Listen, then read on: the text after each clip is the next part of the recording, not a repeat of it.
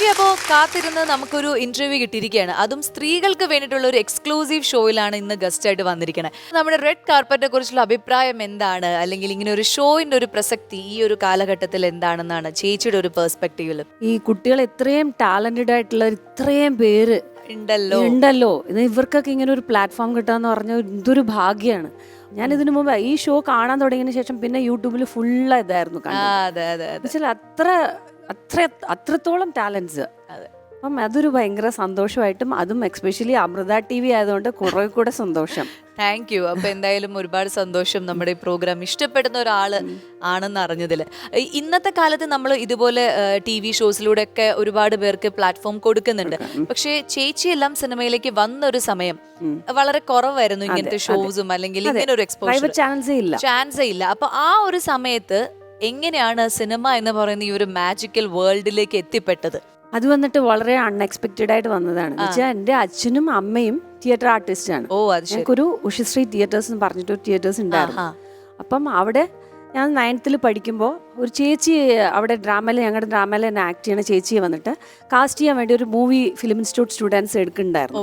അപ്പോൾ അവിടെ വന്ന് കാണാൻ വന്നപ്പോഴത്തേക്കും ആ ചേച്ചിയെ കാണാൻ വന്നപ്പോൾ ഞാൻ അവിടെ ഉണ്ടായിരുന്നു. അപ്പോൾ അവർ പറഞ്ഞു ഞങ്ങളുടെ ക്യാരക്ടറിന് കൂടുതൽ ശ്രീജ ആയിരിക്കും സൂട്ടായിരിക്കുന്ന ആപ്റ്റ് ആവണമെന്ന് പറഞ്ഞു. അങ്ങനെ ഒട്ടും പ്രതീക്ഷിക്കാതെ അഭിനയിക്കേണ്ടി വന്ന ഒരു പടമാണ് ഫസ്റ്റ് ഓർമ്മയിൽ ഒരു മണിനാഥം.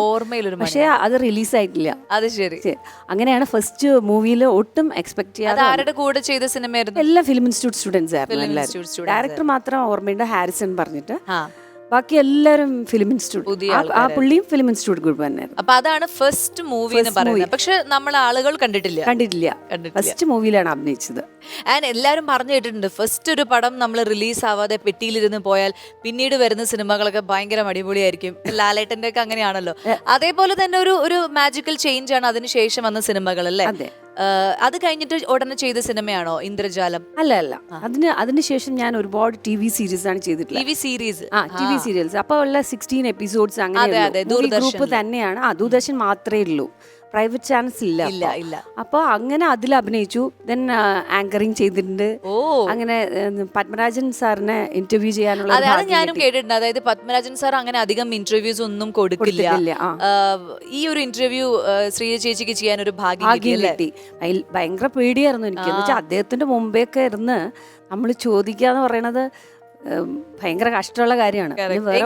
മൊത്തത്തിൽ ഒരു ഇന്റർവ്യൂ എക്സ്പീരിയൻസ് മൊത്തം പേടിയായിരുന്നു അദ്ദേഹത്തിന് മുമ്പേ. എന്ന് വെച്ചാൽ അത്രയും ലെജൻഡറി ആയിട്ട് പേഴ്സൺ. കാരണം നമുക്ക് ചുമ്മാ അങ്ങനെ ഒരു ചോദ്യങ്ങളും ചോദിക്കാൻ പറ്റില്ലല്ലോ. വളരെ ഓൾറെഡി സ്ക്രിപ്റ്റ് അവർ എഴുതി തന്നാലും ഈ ചോദ്യം ഞാൻ തന്നെയല്ലേ ചോദിക്കണ്ടേ.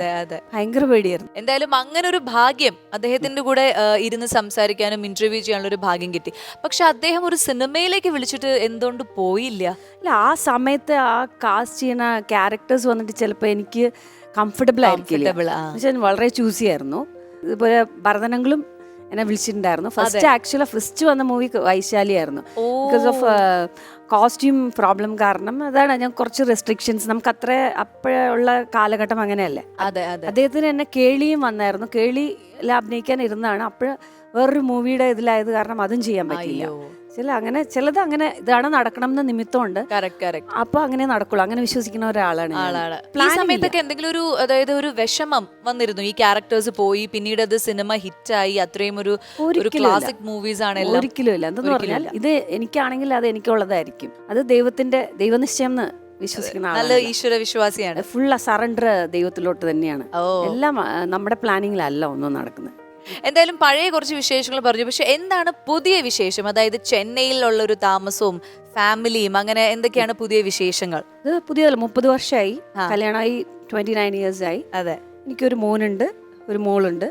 എന്റെ ഹസ്ബൻഡിന്റെ സൈഡും വന്നിട്ട് മൂവി കണക്റ്റഡ് ആയിട്ടുള്ള ആണ്. പ്രൊഡ്യൂസേഴ്സ്, ഡിസ്ട്രിബ്യൂട്ടേഴ്സ്, ഒരുപാട് പടങ്ങൾ അവർ ചെയ്തിട്ടുണ്ട്. അങ്ങനെ ചെന്നൈയിൽ സെറ്റിൽ ആയതാണ്. നിങ്ങളുടെ കല്യാണം എങ്ങനെയായിരുന്നു? ലവ് മാരേജ് ആയിരുന്നോ? ലവ് മാരേജ് എന്നാണ് എല്ലാവരും വിചാരിക്കണത്. എന്ന് വെച്ചാൽ ഈ പേഴ്സൺ വന്നിട്ട് എന്നെ മനസ്സിലാക്കിയിട്ട് വന്ന് പ്രപ്പോസ് ചെയ്ത ഒരു പേഴ്സൺ ആണ്. അവരുടെ ഫാമിലിയും എല്ലാം സംസാരിച്ചതിന് ശേഷം എടുത്തൊരു ഡിസിഷനാണ് എന്നെ മാരേജ് ചെയ്യാൻ. ക്യാമറ കണ്ണിലൂടെ ചേച്ചിയെ അദ്ദേഹമായിരുന്നു അതിലെ എന്റെ ഹീറോ. പുള്ളി ഒരു പടത്തിലെ അഭിനയിച്ചിട്ടുള്ളൂ. പ്രൊഡ്യൂസർ അവരായിരുന്നു. ഒരു മൂവിയിലെ അഭിനയിച്ചിട്ടുള്ളൂ. മലയാളം, തമിഴ്. ഏത് പേര്? സെവന്തി. നിവാസാണ് ഡയറക്ഷൻ, ക്യാമറ എല്ലാം അദ്ദേഹമായിരുന്നു. ഇവിടെ മോഹിനിയാട്ടം നാഷണൽ അവാർഡ് വാങ്ങിച്ചു. അത് വലിയ ഫേമസ് ക്യാമറമാനാണ്. അദ്ദേഹത്തിൻ്റെ അസിസ്റ്റൻ്റ് ആയിരുന്നു എൻ്റെ ഹസ്ബൻഡ്. പുള്ളിയുടെ കമ്പൽഷനിൽ പുള്ളി അഭിനയിച്ചു, എൻ്റെ ഹസ്ബൻഡ് അഭിനയിച്ചു. അങ്ങനെ എന്നെ കാസ്റ്റ് ചെയ്തു. അപ്പോൾ അവർ ഡിസൈഡ് ചെയ്തിട്ടുണ്ടായിരുന്നു കാസ്റ്റ് ചെയ്യുമ്പോഴേ മാരേജ് ചെയ്യണം എന്നുള്ളൊരു ചിന്തയിലാണ് കാസ്റ്റ് ചെയ്തിരുന്നത്. ഓ അത് ശരി, പ്രീ പ്ലാൻ. അതെ, അത് എനിക്കറിയില്ല പണ്ണതാ അത്. സോ അങ്ങനെയാണ് പ്രപ്പോസ് ചെയ്തത്. അങ്ങനെ കല്യാണം കഴിച്ചു, ഹാപ്പി ആയിട്ടുള്ളൊരു ലൈഫ് ഇങ്ങനെ അടിപൊളിയായിട്ട് ലീഡ് ചെയ്തുകൊണ്ടിരിക്കുക. അതെ.